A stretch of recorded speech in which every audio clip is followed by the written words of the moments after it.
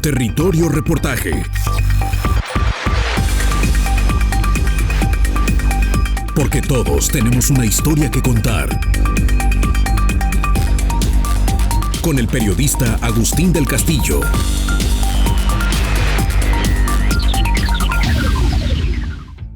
Guadalajara 480, episodio 1. Sus élites y el poder. Ni necesidad ni deseo. El amor al poder es el demonio de los hombres, dijo Nietzsche.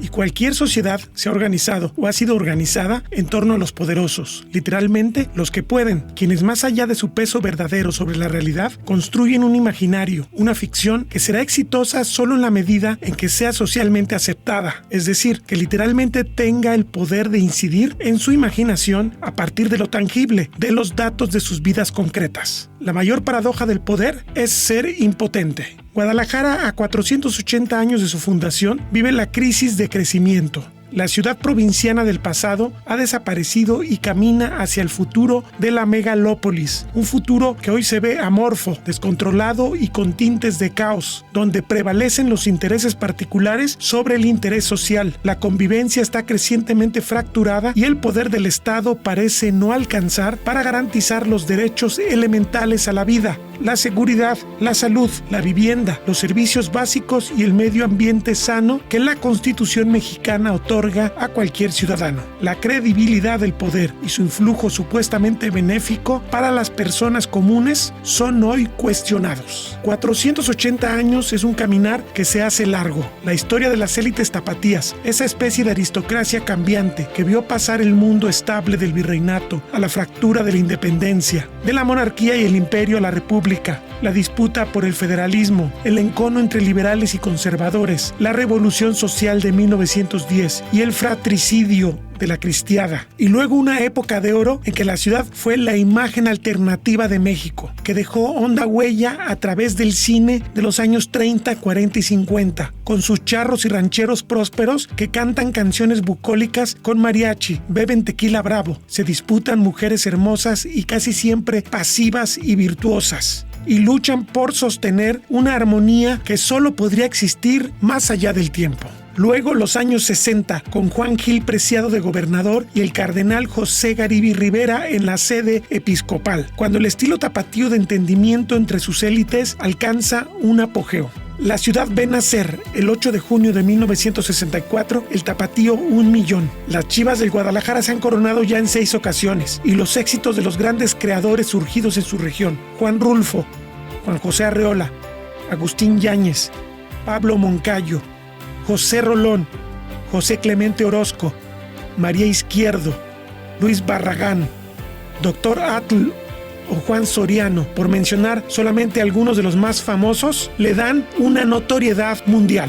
Pero luego la ciudad cambiará, crecerá de forma desmedida y sobre todo a partir de los años 90 del siglo XX de forma desordenada, con la imposición del modelo de negocios inmobiliarios de corto plazo a costas de la salud ambiental y social de la conurbación, que el 7 de noviembre de 2017 vio nacer al tapatío 5 millones. Mucho trecho se había recorrido en medio siglo, la economía había cambiado y las élites también se habían transformado. La huella del crimen organizado ya era duradera, al grado que sus dineros inundaban también los negocios metropolitanos y su presencia en colonias populares y periféricas, sin olvidar municipios remotos y rurales, suele desplazar hasta hoy a la del Estado. También es una ciudad con gran diversidad, con una clase de ricos y poderosos menos dominante que en otras ciudades del país, fruto de la existencia de importantes contrapesos o condicionantes históricos al poder empresarial, como la Iglesia Católica y la Universidad de Guadalajara. 480 años después, la Guadalajara del pasado ya no existe. La muerte del cantante Vicente Fernández el 12 de diciembre de 2021 y el segundo campeonato de fútbol del Atlas tras 70 años de sequía son símbolos claros de dos tradiciones que se acaban.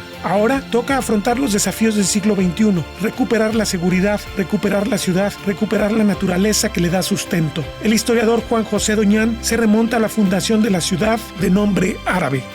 Y desde luego, pues la fundación de esta ciudad, hay que pensarlo, pues que se dio en su etapa inicial por una serie de circunstancias azarosas, venturosamente a favor de la suerte para esta ciudad, porque nunca debemos olvidar que esta ciudad fue fundada a partir de este concepto que se llama prueba, ensayo, error, y luego prueba, ensayo, error, y en algún momento acierto. Aquí no fue a la tercera vencida, fue a la cuarta. Y desde luego, pues llegó un momento en que el mando que tuvo el conquistador del occidente de México, Nuño Beltrán de Guzmán, fue asumido por sus segundos, y porque él tuvo un juicio de residencia en España, en el cual además murió, ahí perdió la vida, un juicio muy largo. Luego, la ciudad no tenía la relevancia de ser capital de la Nueva Galicia. Era una ciudad más, era una ciudad de avanzadilla para ir, diríamos, como conquistando territorio. La capital, como lo había pensado Nuño, era Compostela. Es decir, que la Nueva Galicia, es decir, este es ponerle Compostela, como en España. Y Guadalajara, pues, se sabe ya era por otro motivo, porque él había nacido en la ciudad de Guadalajara, en España, donde era originario y tenía sus raíces. Bueno, 18 años después de la cuarta fundación de Guadalajara, es decir, en el año de 1560, la ciudad fue fundada, no saben qué día. Se dice que es el 14 de febrero. ¿Por qué se escogió el 14 de febrero de 1542? No hay ningún acta fundacional. Se escogió porque ese día fue el del nacimiento, o se calculó que era más o menos por esas fechas, pero era el de nacimiento de Valentín Gómez Farías. Y entonces, pues ya, se estableció ahí, y pues como que no hay motivos para decir que no. Pero es decir, es un poco como la fundación de grandes ciudades. ¿Cuándo se fundó Roma? Sepa la bola. Así, la ciudad, a partir de esos orígenes inciertos, se consolidó. La geografía, que antes la había condenado, fue su gran aliada, explica el periodista Diego Petersen Fara.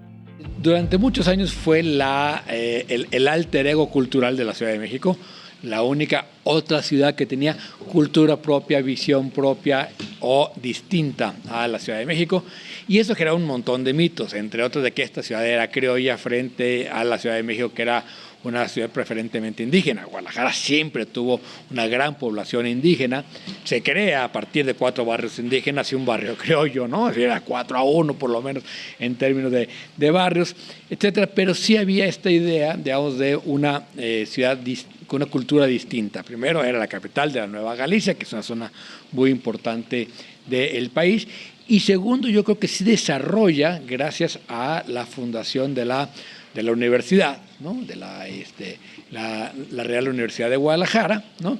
Que genera, digamos, un pensamiento propio distinto al de la Ciudad de México, y luego una cultura distinta por la conformación de distintos grupos indígenas y de criollos inmigrantes, ¿no? Entonces se hace Guadalajara así una ciudad, digamos, alterna a la Ciudad de México, y en el siglo XX se hace, digamos, como la ciudad que genera la identidad alternativa al indigenismo. Entonces, esta cultura criolla del mariachi, del cine de la época de oro del cine nacional, ¿no?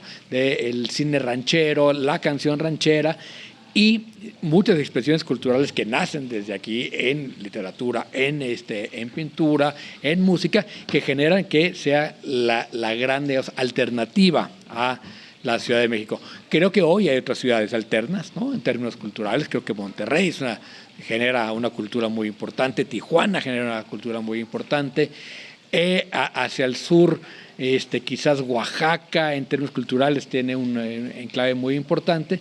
Sin embargo, lo que es claro es que antes había 2 grandes ciudades en México, hoy hay 5 o 6, ¿no? Javier Hurtado, politólogo de la Universidad de Guadalajara, considera que la clase política de Jalisco se canibaliza, lo que explica el poco peso que tiene a nivel nacional. También lamenta su cercanía a la Iglesia, independientemente de la ideología de los partidos. Otra característica de la clase política de Jalisco es que es muy dependiente del poder político religioso. Y eso ha sido histórico desde tiempos de la Guerra Cristera, ¿cómo se llamaba el obispo Orozco Jiménez. Orozco Jiménez, tan influyente que era. Luego después el cardenal Garibi, en la época de González Gallo. Y incluso, bueno, pues el general García Barragán se dice, ¿no?, que se logró la simpatía y la decisión de parte del general Ávila Camacho para ser gobernador, pues porque le mandó a los cadetes del colegio militar que él dirigía a custodiar la romería de la Virgen de Zapopan en vez de los calabrotes. Y también, por ejemplo, se menciona que enseguida la hija de González Gallo participaba como dama o como virgen en las romerías de la Virgen de Zapopan. Y bueno, ¿qué decir del periodo de Emilio González, por favor, ¿no? Y los actuales, los últimos gobernadores también, o sea, todo el poder político tiene que ir a pedir la bendición del poder religioso en Jalisco. Y son en verdad lamentables y tristes los episodios esos en los cuales políticos de todas las filiaciones partidarias acudían cada año a la casa del cardenal Sandoval a cantarle las mañanitas. O sea, es una situación estrambótica, o sea, grotesca, definitivamente. Políticos muy destacados, senadores, el secretario general de gobierno, el gobernador, como coro cantándole las mañanitas al cardenal. El monumento a la diosa grecorromana de la sabiduría y de la guerra, la Minerva, es una de las efigies más reconocibles de Guadalajara. Fue establecido aquí en este sitio, donde era la orilla poniente de Guadalajara, en la época del gobernador Agustín Yáñez. Por cierto, el más ilustre en cuanto a conocimiento, en cuanto a sabiduría, de cuantos han gobernado esta entidad. Y en su momento también generó una idea del optimismo de una ciudad que se acercaba al 1.000.000 de habitantes, una ciudad pujante, una ciudad que dialogaba en sus élites, una ciudad que tenía grandes sueños de futuro. ¿Qué sucedió entre la construcción de la Minerva y la actualidad? Pues la ciudad se desbordó de forma brutal. Esto ya es casi céntrico en Guadalajara, pero sobre todo este modelo de desarrollo urbano fue muy pernicioso porque fue expansivo y generó un altísimo costo en términos de calidad de vida. Usted puede escucharlo, los demasiados autos que inundan esta ciudad y cada vez más lejos todos sus puntos importantes para que sus ciudadanos puedan gozar de un nivel de vida óptimo. Esta es la Guadalajara del año 480 de su fundación.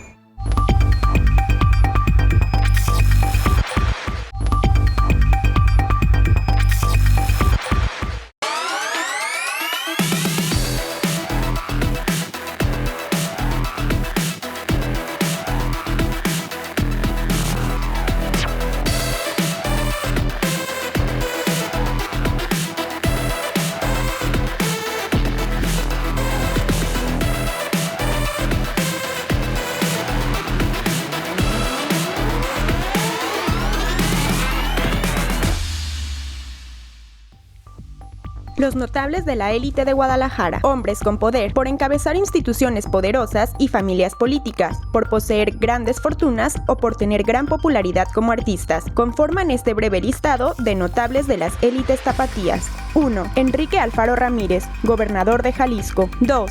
Francisco Robles Ortega, arzobispo y cardenal en funciones de la Iglesia Católica Tapatía. 3. Juan Sandoval Íñiguez, arzobispo y cardenal emérito. 4. Juan Francisco Beckman Vidal, empresario tequilero, presidente del Consejo de Grupo José Cuervo, con una fortuna valuada en $4,300 millones, que lo hace el sexto hombre más rico de México según Forbes. 5. Javier Arroyo Chávez, Grupo Fragua, Farmacias Guadalajara, con $900 millones de fortuna, el multimillonario número 27 de México según Forbes. 6. Pablo Lemus Navarro, empresario y alcalde de Guadalajara, ligado al grupo empresarial del financiero Hugo Villa, su suegro. 7. Carlos Álvarez Bermejillo, dueño del grupo farmacéutico PISA, uno de los más importantes del país. 8. Ignacio Aranguren Castillo, jefe de un clan empresarial poderoso y tradicional, empresa procesadora de alimentos. 9. Raimundo Gómez Flores, empresario inmobiliario y político priista, maestro del gobernador en funciones.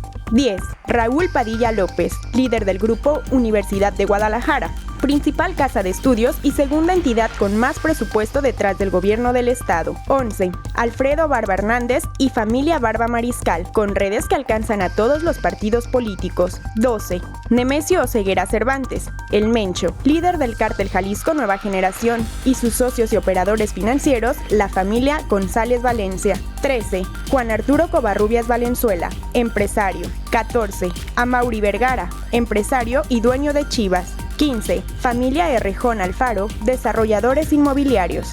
16. Carlos Álvarez del Castillo, dueño del Informador, empresa periodística más antigua de la región. 17. Carlos Lomelí Bolaños, empresario farmacéutico y político cercano al presidente Andrés Manuel López Obrador.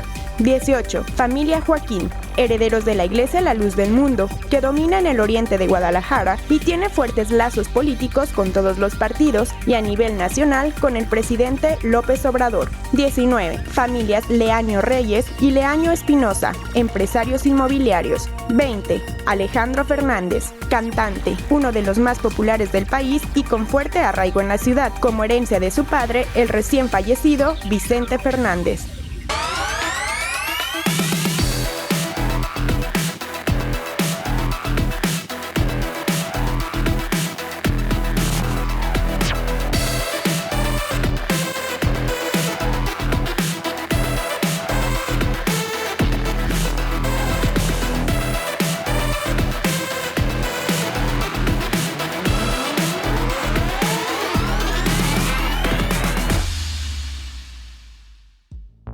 Tras su estabilización, Guadalajara es clave para el abastecimiento y la comunicación con el norte del país, la región de La Plata, y surge una primera élite comercial.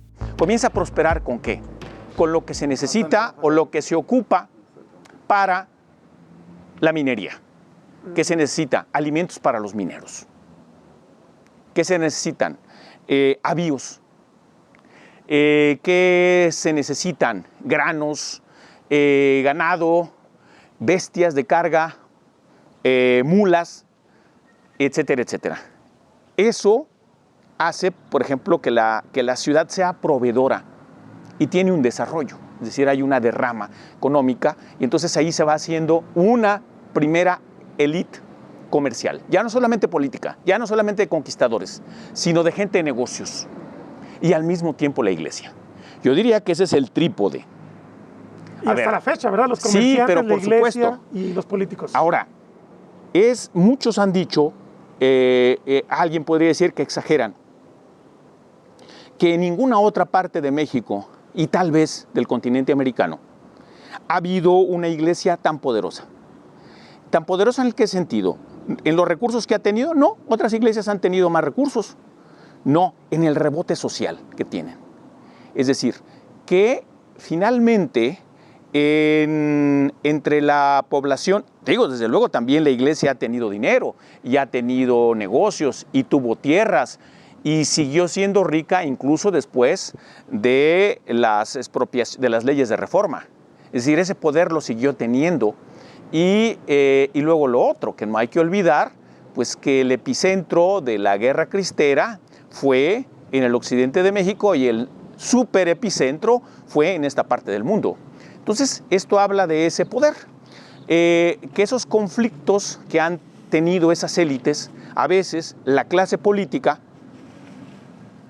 sobre todo después de la independencia, con este conflicto, este proyecto de país entre liberales y conservadores y sus aliados, los conservadores siempre tuvieron de su lado a la mayoría de la población. Una ciudad con liberales y conservadores que supo encontrar en ciertos liderazgos civiles o religiosos el modo de ponerse de acuerdo. La época del cardenal José Garibay Rivera es, hasta ahora, la del auge de Guadalajara. El alto clero aprendió a hacer política de mucha altura. Y el mejor ejemplo es, o fue, un arzobispo llamado José Garibay Rivera. Con los únicos que no se entendió, porque esos sí eran radicales, eran con los tecos, sobre todo con los tecos de antaño. Es decir, ya los tecos ya no son como antes tampoco. Es decir, a ver, que finalmente hay una serie de cambios en el que todo el mundo va aprendiendo. Y era esta idea. Por supuesto que Gariby Rivera no estaba al frente de ningún cargo público, salvo, desde luego, el que tenía encomendado por el Papa, que era el arzobispado de Guadalajara y el cardenalato. Es decir, para orgullo local, él fue el primer cardenal mexicano, 1958. Es decir, antes que se diera o que hubiera una dignidad de ese tipo con la Chilanga Banda, aquí ya había. Y que desde luego eso se da, además, en una época muy buena para Guadalajara, desde el punto de vista deportivo, con el campeonísimo, o sea, en el deporte, con el Zapopan Romera, con José Becerra, el boxeador, con el Zapopan Romero, decía, Rafael Vaca, en fin, o sea que es una etapa muy provechosa y desde luego un crecimiento económico muy bueno, porque entre otras cosas, cuando llega Yáñez se dice eso, hay quien decía, pues esto no aparecía en los medios, pero vamos a decir, de pronto había reuniones, no necesariamente en la Casa Jalisco, en otro lado, con Yáñez, incluso con González Gallo, porque González Gallo fue seminarista, y también Yáñez. Aunque Yáñez después rehizo de alguna manera o retocó su biografía. Es decir, eran gentes muy ligadas a la iglesia. Y entonces diríamos, era esta idea que aunque habían llegado por el lado liberal, finalmente eran de los suyos y se entendían. O sea, era gente conocida de Guadalajara. Y entonces era este asunto, con don Salvador López Chávez, González Gallo, Gariby, ¿qué vamos a hacer? Y entonces era esta idea, es decir, que pocos lugares de México, pocas ciudades como Guadalajara, aprovecharon o les quedó tan bien el desarrollo estabilizador como a la capital de Jalisco. Y entonces diríamos, ahí hay una etapa muy constructiva de la ciudad que permite financiar cosas, por ejemplo, como muy discutidas, como la apertura de calles y avenidas, la destrucción, que alguien podría decir, del centro histórico. Bueno, tal vez se exagere, pero no se mienta. Es decir, la ciudad sí se cambió, sí se tiraron cosas, no había esta idea del patrimonio y fue con el consentimiento de todas esas élites. Así que entonces las élites pues han hecho cosas ahora a la distancia aplaudibles y otras también muy censurables. Jalisco tiene, pues, un desarrollo endémico que lo hace único, pero que históricamente ha generado la desconfianza del centro, añade Doñán. Formaría parte casi de la caracterología de la tapatíez, que se dice que el tapatío es un ser, un espécimen que tiene más dobleces que un Kleenex marca libre. Que el tapatío no es ni lo que parece ser, ni lo que cree ser, sino que está como en medio, que hay que desenvolverlo un poco para darle el golpe y entenderlo. Y yo creo que nadie representa mejor eso que esas élites. Que ahí están, es decir, a ver, que han tenido épocas de vacas gordas y otras épocas, tal vez demasiado prolongadas, de vacas flacas. Que además suscitaron en la política del país una suerte de desconfianza del centro del país, es decir, de grupos del centro del país, hacia Guadalajara especialmente y Jalisco. A ver, porque Jalisco finalmente se hace 3 años después, se constituye desde luego después de la consumación de la independencia como Estado, aunque desde luego es pionero en ese sentido, lo cual es cierto. Pero diríamos, había aquí una clase política y una serie de élites muy poderosas temidas por el centro, que les creaban recelo y desconfianza. Y que bueno, en algún momento, no solamente por el caso de Victoriano Huerta, que parece ser un estigma, de que si uno cuenta que jalisciense ha llegado en directo a la presidencia de la República. Y la neta del planeta, ninguno. Todos han sido de rebote. Es decir, Gómez Farías, pues porque se iba a Santana a sus campañas. Le da flojera gobernar. Y los demás siempre eso, o sea, siempre en un papel segundón. Y el único que trató de llegar, bueno, pues el problema es que llegó a la malagueña, que es Huerta. Y está ese estigma. Y entonces hay esta idea que es una suerte como de maldición. A ver, ¿cuántos jalisquillos han aspirado? A ver, en algún momento o que hayan tenido ganas y que se hayan manifestado. González Gallo. Se le atravesó un camión materialista y entonces se suscitó ese rumor de que había sido un atentado para que no llegara. Digo, la verdad es una exageración y por no decir que una mentira. O sea, no está demostrado eso. Otro, Emilio en algún momento.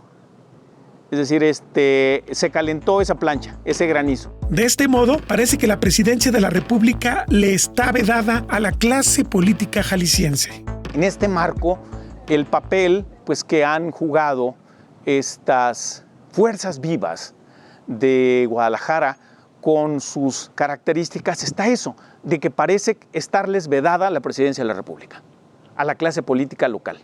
Y no solo eso, sino que uno ve que hay un grupo Veracruz o que hubo un grupo Veracruz, es decir, hay que pensar la seguidilla de presidentes de la República y de gentes que ocuparon lugares en segundos planos magníficos y magníficos políticos, como Reyes Heroles. Es decir, bueno, pues uno piensa en don Adolfo Ruiz Cortines y antes en Miguel Alemán y demás, pero bueno, ¿y una gente como Reyes Heroles? Claro. A ver, Jalisco no ha tenido un político de esa envergadura. A ver, ¿por qué? Porque también se dice que una de las cosas que caracterizan a la tapatíez casi en cualquier ámbito es una suerte de canibalismo interno. Es decir, que el peor rival de un tapatío es otro tapatío.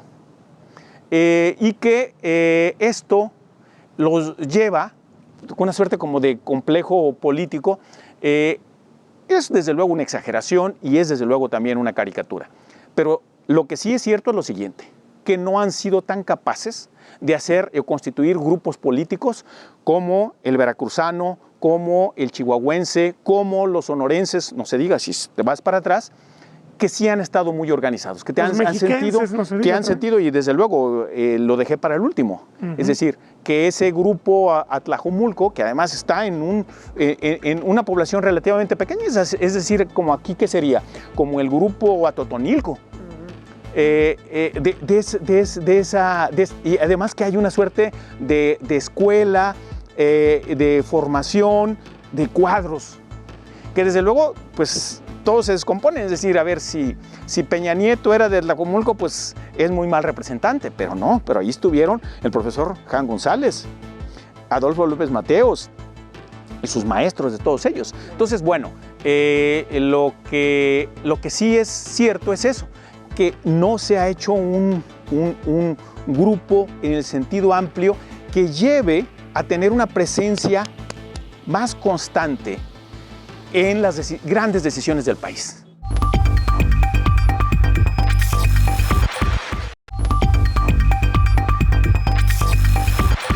El politólogo Javier Hurtado señala que las élites económicas de Jalisco han solido ser parasitarias del poder político. Su carácter dividido, ¿sí? La clase política jalisciense fragmentada.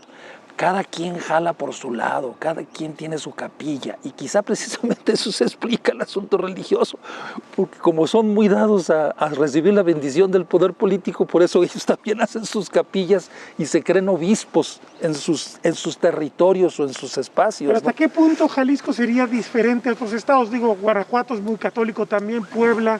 ¿Cómo son sus grupos políticos en comparación con Jalisco, por ejemplo? Bueno, efectivamente, Guanajuato es muy católico, San Luis Potosí también, Aguascalientes, pero yo creo que, bueno, hay que recordar que aquí reside un cardenal y allá no. Entonces yo creo que la influencia aquí de los cardenales ha sido determinante y que te digo, es una situación histórica desde la Guerra Cristera con el obispo Orozco y Jiménez. Entonces esa digamos sería la segunda cuestión, la segunda característica.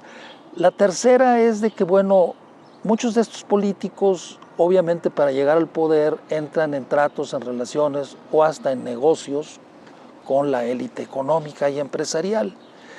Y entonces eso nos trae también como consecuencia de que tenemos un empresariado, salvo muy raras excepciones, en cierta forma también dependiente de las concesiones, de los contratos y de los negocios que se hacen con los políticos. Pero salvo excepciones contadas, como por ejemplo pudiéramos decir nosotros de las llaves, ¿cómo se llaman? Urrea, o por ejemplo los Álvarez de Hermejillo, ¿no?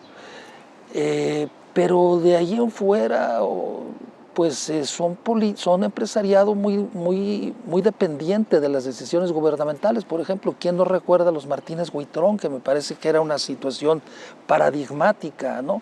Eran personas que incluso siempre un Martínez Huitrón era vicepresidente municipal de Guadalajara, ¿sí?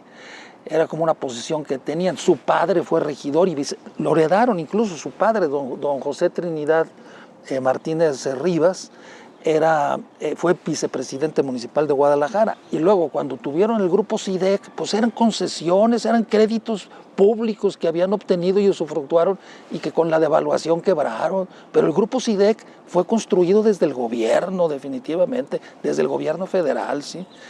Entonces... Los Leaño, por ejemplo. Otros también vividores de las concesiones o que se las apropian.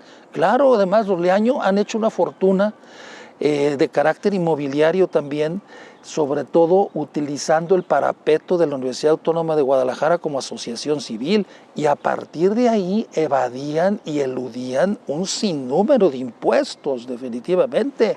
O sea, las asociaciones civiles en su momento fueron el mejor instrumento para evadir impuestos. Por eso es que recientemente, sobre todo en la última parte del presidente Peña Nieto y en estos años del presidente López Obrador, se ha modificado mucho esa situación de las asociaciones civiles porque eran utilizadas por los empresarios para evadir y eludir impuestos.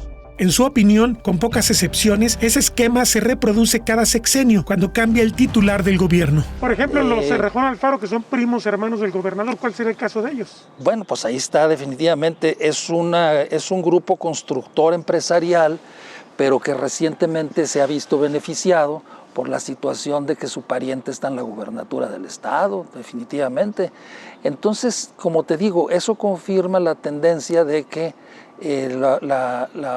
la clase empresarial jalisciense, en muchas, salvo raras excepciones, es muy dependiente de los negocios o de las concesiones que tiene con la clase política, con el gobierno federal o estatal en turno. El caso de Raimundo Gómez Flores, otro caso. También otra persona que se ha visto beneficiada de decisiones gubernamentales. Raimundo Gómez Flores fue construido como millonario por Carlos Salinas de Gortari. Entonces, te digo, claro, entonces, con Dina, claro. Entonces te digo, no, y el banco que le concesionaron, que después lo vendió. Entonces no es aquí como el caso del empresariado regiomontano, que sí es un empresariado en el cabal sentido de la palabra y que es independiente del gobierno y que hasta le avienta bronca al gobierno. No. El empresariado de Jalisco, salvo 2 o 3 casos, es un empresariado parasitario dependiente de los gobiernos federal o estatal en turno para hacer negocios y acrecentar sus fortunas o recibir concesiones. El politólogo también analiza el caso del grupo político que hoy domina la Universidad de Guadalajara, con Raúl Padilla López a la cabeza. La Universidad de Guadalajara siempre ha sido dominada desde que se refundó por 3 familias, los Zuno, los Ramírez y los Padilla.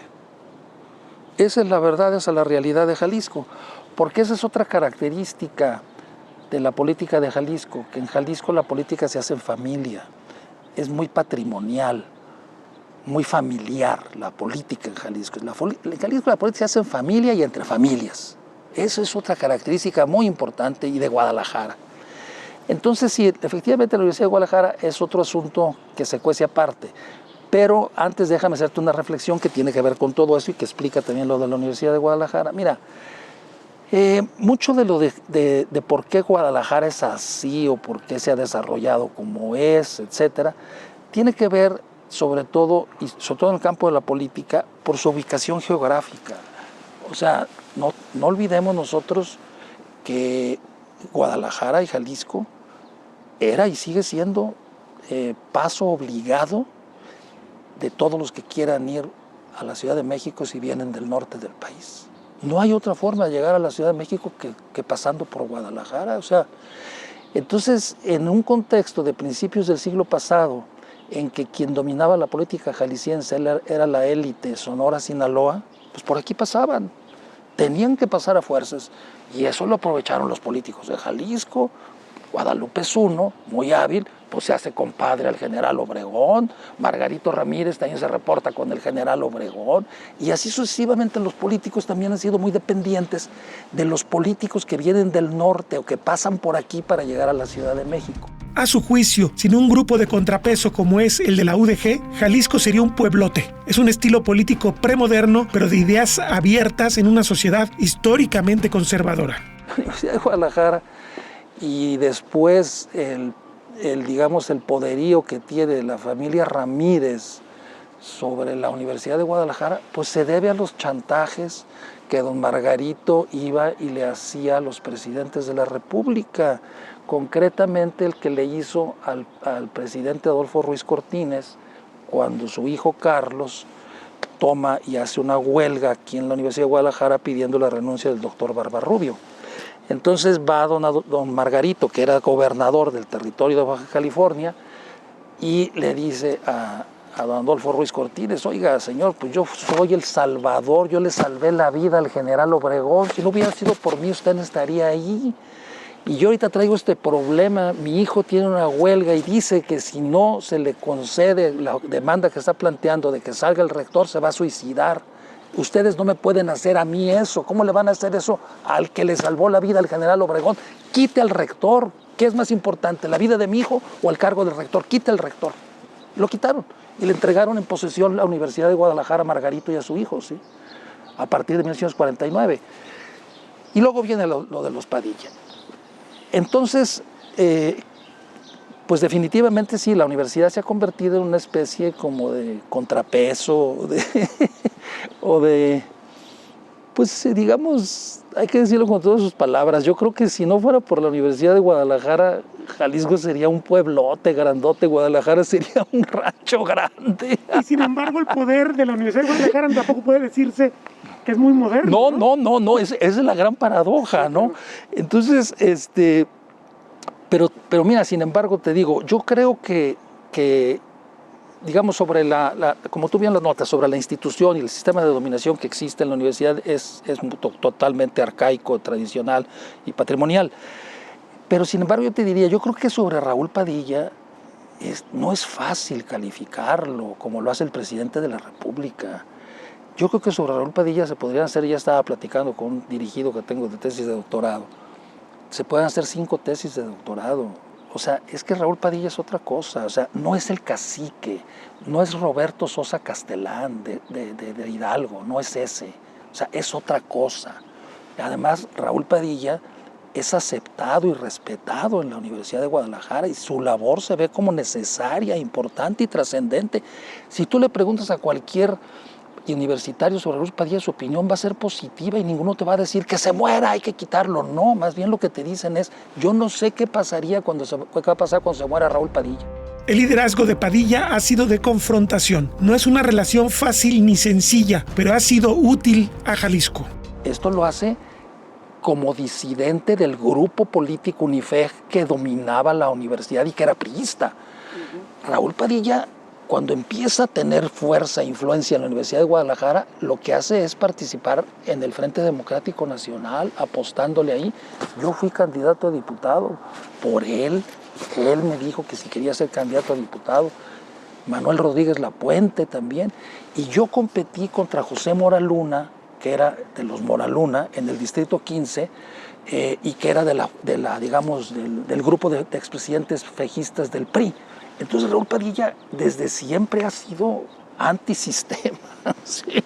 Él cuando empieza a incursionar en política lo hace con el movimiento de Cuauhtémoc Cárdenas y Porfirio Muñoz Ledo.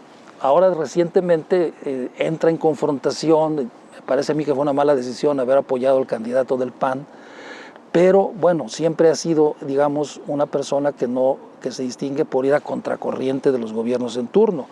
Y también en el caso de local de Jalisco, pues ha sido lo mismo, ¿no? Aunque trata de tener buenas relaciones con muchos de ellos, ¿no? Pero ha sido, digamos, lo mismo. No ha sido una relación fácil y sencilla, ni de la universidad desde antes, cuando tenía digamos, la predominancia del grupo Unifec priista, no era una relación sencilla con el gobierno en turno. Acuérdate de los problemas que siempre hubo con el transporte urbano, el problema que tuvo con Flavio Romero de Velasco, una confrontación muy fuerte, y no obstante de que eran priistas. Entonces, la universidad siempre ha sido, como digamos, como un referente para ser una alternativa o un contrapeso al poder político en Jalisco. Siempre lo ha sido.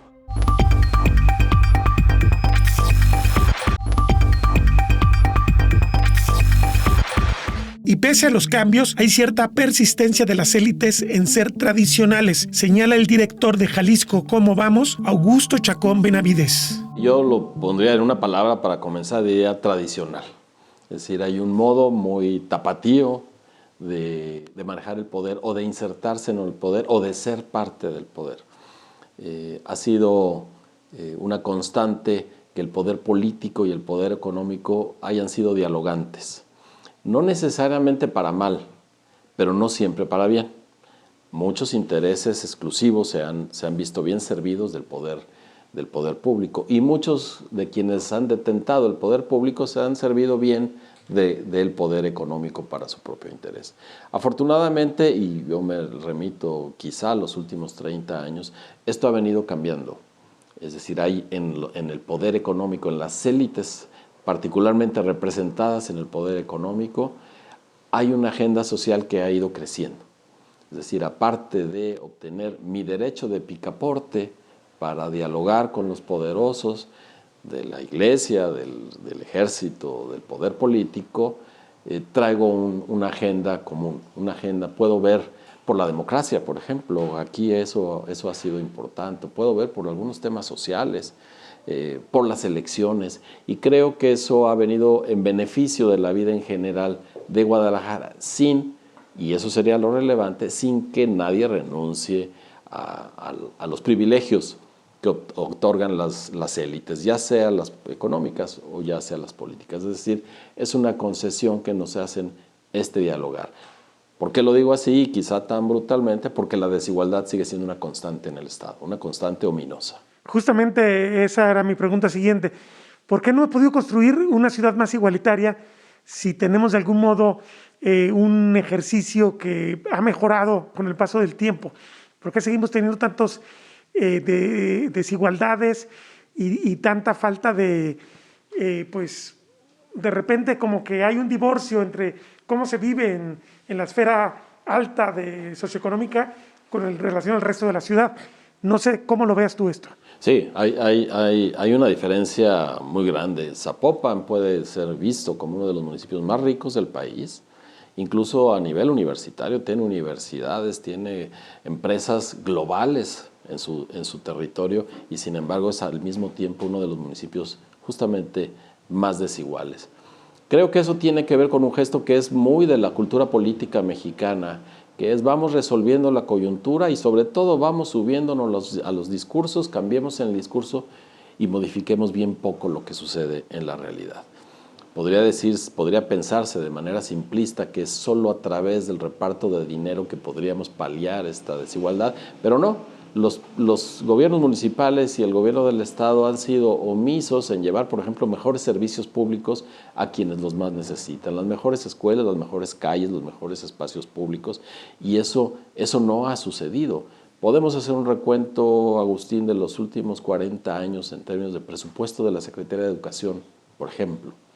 Y a final de cuentas, una generación, ya un poco más de una generación, si tomamos 40 años, y no hemos pasado de un nivel de escolaridad que va a 9.1 años de escolaridad.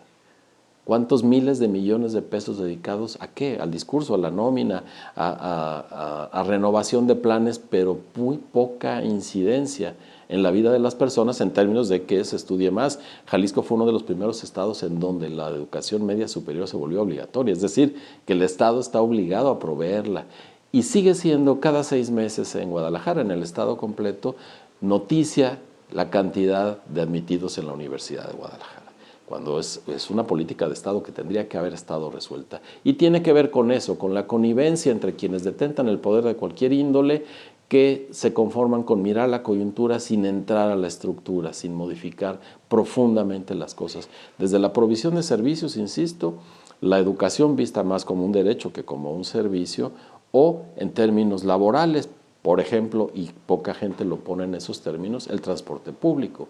¿Por qué las élites que necesitan de la mano de obra, de todo tipo, no solo obreros, y que debe transportarse, no han empujado más fuerte para que el transporte público sea mejor, para que quienes se desempeñan laboralmente en sus empresas lleguen más descansados, más contentos, puedan irse sin que se vuelva un viacrucis regresar en el transporte público que tenemos? ¿Por qué? Pues justamente porque una de las élites también juega en el transporte público y hay un interés económico muy importante que ha estado en un diálogo solo para beneficio de ellos mismos con el poder político. Esta es una ciudad de amplias clases medias, pero que están subrepresentadas, apunta el periodista Diego Petersen Fara. No obstante, su existencia explica el gran dinamismo en las élites económicas que suelen cambiar de representación. La diversidad económica y la modernización no excluyen condiciones para que prosperen mafias. Eso podría ser la definición más aproximada para el control sobre el destino de la ciudad que ejercen las empresas inmobiliarias. Yo creo que se da particularmente en el sector inmobiliario, ¿no? Porque la industria, sobre todo la industria globalizada, se mueve con otras lógicas muy por encima de lo que pueda hacer o no un gobierno local, ¿no? Por supuesto que todos tienen esta idea de hacer incentivos y viajan para atraer inversión, pero la inversión tiene sus lógicas propias. Es decir, a Guadalajara vino mucho a industria maquiladora porque el salario era más barato, ¿no? Porque lo platicamos, ¿no? Sí. Porque tenía muchos ingenieros baratos, ¿no? En una ciudad con muchas universidades que genera muchos ingenieros y mucho más baratos que en otras ciudades del país. Una vez que esto se va equilibrando, perdimos el atractivo, entre comillas, ¿no? O otros sectores como el comercial, pues sigue estando más atado el comercio, el gran comercio de Guadalajara a esta lógica, digamos, de una ciudad intermediaria con toda otra zona del país. Entonces, también lo que haga o deje de hacer el gobierno es un poco importante, ¿no? Por supuesto que hay que invertir en logística, invertir en carreteras, todo eso influye, pero la presión viene, digamos, desde mucho antes. Y en el sector inmobiliario sí claramente ha sido la connivencia del poder político, el judicial y el capital. Y no se puede omitir la ciudad de los criminales. Uno de los fenómenos más preocupantes es la naturalización de su presencia, de su dinero y de su control territorial, añade Petersen. ¿Qué tan amplios son este poder y esta presencia? Primero, nunca tendremos los datos concretos, porque justamente es crimen organizado, es un poco como decía Humberto Eco. ¿Cómo sabemos que existen las organizaciones secretas, no? Exacto. ¿No? Si son secretas. Bueno, Guadalajara tiene esa experiencia en eso también, ¿no? Porque incluso las organizaciones secretas requieren que se sepa que existen las organizaciones secretas, si no tiene sentido, ¿no? Esta paradoja yo creo que funciona igual en el crimen organizado, es decir, no puede decir este dinero del crimen organizado, pero sí se necesita, ellos necesitan gastar, ¿no? Porque pues, la única aspiración, digamos, de tener dinero es para que se note que tiene dinero y para gastar como que tiene dinero. Entonces, este ciclo sí creo hay una gran influencia desde los años 80. ¿Qué porcentaje, de qué tamaño es esa burbuja o esa... no lo sabemos. Lo que sí, creo que el único elemento que tenemos es el desarrollo urbano en Guadalajara durante mucho tiempo fue más cara la tierra proporcionalmente que en otras ciudades del país. Creo que hoy Ciudad de México está ya con ese, y Monterrey tienen problemas muy, muy similares, y si no es que más que el nuestro, ¿no? Porque también el crimen organizado se ha expandido por todo el país. Antes era un fenómeno, durante los años 80, era un fenómeno, digamos, del occidente del país y Guadalajara como capital, ¿no? Entonces sí creo que hay una gran influencia del crimen organizado, no es medible, ¿no? Ni tampoco creo que sea el definitivo, es decir, no creo que sea lo más importante. Yo creo que en cierto tipo de desarrollos sí es claro, es evidente que hay la especulación y el lavado de dinero se da muy claramente ahí. Pero como también se da el de los políticos, ¿no? No sabes. Entonces, son dos formas de crimen organizado distintas, ¿no? Exacto. Ahora, lo que quizás sí se vea, aunque en ese sentido nos parecemos a muchas ciudades de México, es cómo el crimen directamente incide en el estado de muchos barrios, sobre todo en las periferias, cómo controla, por ejemplo, el caso de los mototaxis, a mí me impresiona cómo les cobran cuota a ellos, o sea, cómo el comercio muchas veces requiere o tiene el anclaje de que pagas por... El crimen organizado ya controla una buena parte de la vida cotidiana, ¿no? Y eso es terrible. Es decir, desde el momento que decidimos que es mejor no ir a ciertos lugares, ¿no? Es mejor no salir a ciertas horas, es mejor no invertir en ciertas cosas, porque son territorios que reconocemos como el crimen organizado, perdemos como ciudadanos y como ciudad, ¿eh? Es decir, y hemos ido cediendo terreno inexorablemente de los años 80 para acá, ¿no? Quizás sin darnos cuenta, es un poco como el cuento de la casa tomada de Cortázar, ¿no? Vamos perdiendo cuartos hasta que un día vamos a salir corriendo y vamos a dejar la casa en manos, quizás de esos fantasmas, ¿no? Y le pongo ese ejemplo porque es como estos son fantasmas que nos van atrapando, pero que están reflejados en la realidad. Es decir, todos los días vemos ciertas zonas donde hay más robos, ciertas zonas donde hay más extorsión, ciertas zonas donde hay más asesinatos, y vamos cediendo esa parte. Que lo hagamos los ciudadanos tiene una lógica triste, pero tiene una lógica. Que lo hagan las autoridades me parece que es absolutamente perverso. Sí, porque pareciera que de antemano ya perdiste esa batalla, ¿no? Claro, o sea, hay batallas que no están los políticos dispuestos a dar, con la excusa de que pues, nadie está obligado a dejar la piel, a morirse en el intento, pero sí están obligados a hacer cumplir la ley y no lo están haciendo. Con la iglesia topamos, le dice Don Quijote a Sancho. Esta frase podría sintetizar en buena medida la importancia que ha tenido en la historia de Guadalajara la institución eclesiástica, la Iglesia Católica. Y bueno, este es el Santuario de Guadalupe, uno de los monumentos religiosos más importantes de la historia, y además es patrocinio del obispo Fray Antonio Alcalde, que es como el modelo más interesante que seguirán después otros obispos y que quizás en el siglo XX lo encarna muy bien el obispo Garibi Rivera. A final de cuentas, la iglesia fue un factor de diálogo, un factor de entendimiento, un factor de construcción que hizo posible los momentos de auge de la ciudad. Territorio Reportaje. Porque todos tenemos una historia que contar. Con el periodista Agustín del Castillo.